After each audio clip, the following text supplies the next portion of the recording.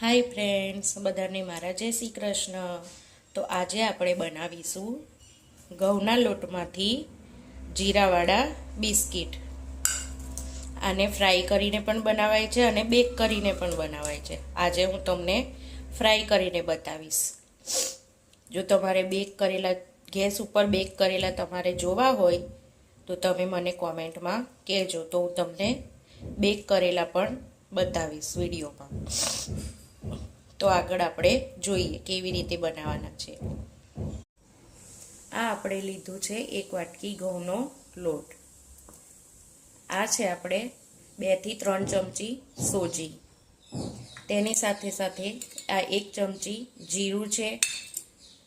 આ છે અડધી ચમચી જેટલું મીઠું, ચપટી મીઠા સોડા, 3 થી 4 ચમચી દળેલી ખાંડ અને આ છે અડધી વાટકી દૂધ.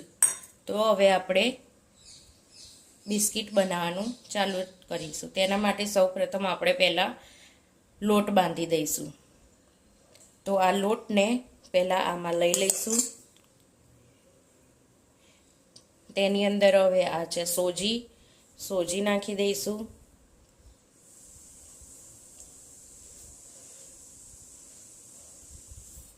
ત્યારબાદ આ જીરું લીધું છે તે નાખી દઈશું.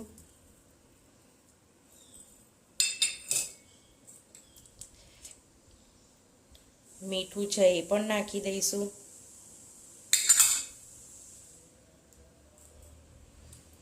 અને આ છે દળેલી ખાંડ. દળેલી ખાંડ પણ આપણે આની અંદર જ નાખી દઈશું.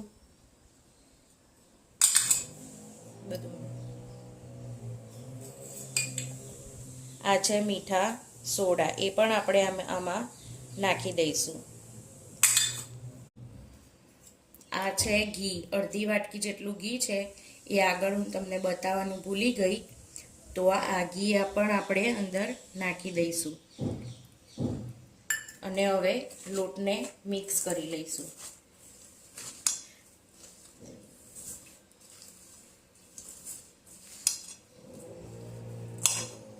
લોટ મિક્સ થઈ ગયો છે. આપણે આ મુઠ્ઠી વાળીને જોવાનું. જો મુઠ્ઠી વળતી હોય અને લાડવા જેવું થાય તો આપણું ઘી નાખેલું બરાબર છે.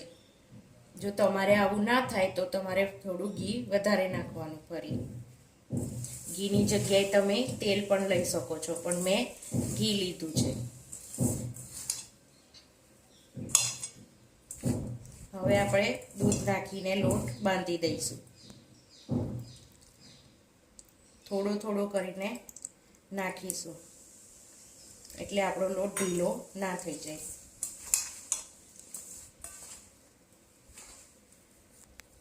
જુઓ, મસ્ત લોટ બંધાઈ ગયો છે.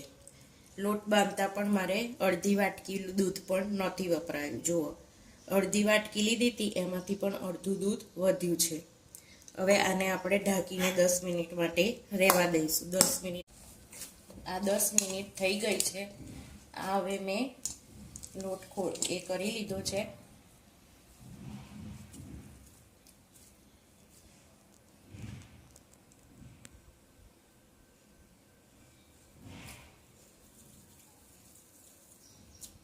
હવે આપણે રોટલી બનાવીએ તેમ બનાવી દેવાનું છે, પણ બહુ જાડું પણ નહીં ને બહુ પાતળું પણ નહીં, એ રીતનું ગણવાનું છે. અને એક બાજુ મેં ગેસ પણ ચાલુ કરી દીધો છે.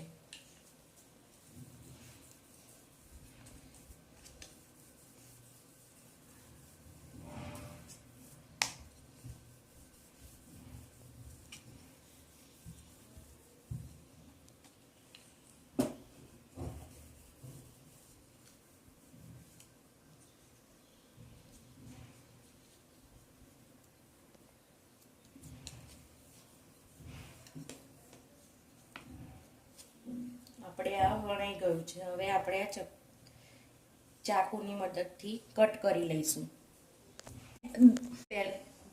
આપણે સાઈડ પરથી કટ કરી લઈશું. પહેલા બધી સાઈડ કટ કરી લઈશું.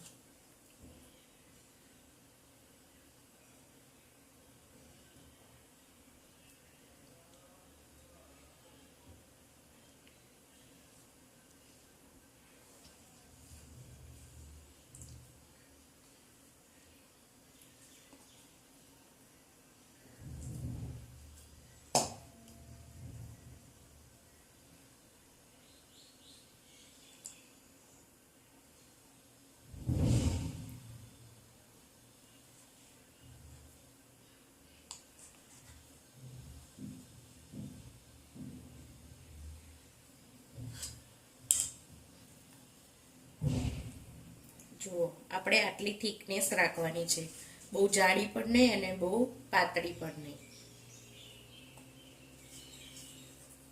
આ રીતે આપણે હવે બધા જ બિસ્કિટ બનાવી દઈશું. જુઓ, અમારા બધા જ બિસ્કિટ વણીને તૈયાર થઈ ગયા છે. હવે આને આપણે ધીમા તાપે તળી લઈશું. હવે આપણું તેલ ગરમ થઈ ગયું છે. હવે એક એક કરીને બધા જ વણેલા બિસ્કિટ આમાં નાખી દઈશું.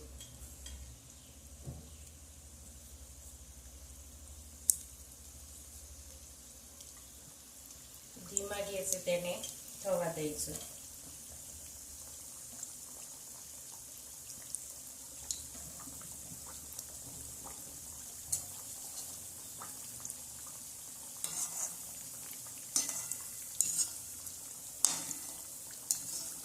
ગોલ્ડન બ્રાઉન કલરમાં થાય ત્યાં સુધી આપણે બિસ્કિટને થવા દઈશું.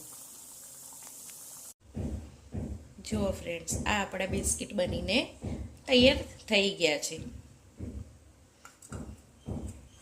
કેટલા મસ્ત દેખાય છે ને. હું એક બિસ્કિટ તમને તોડીને પણ બતાવીશ. જુઓ, મસ્ત થઈ ગયા છે.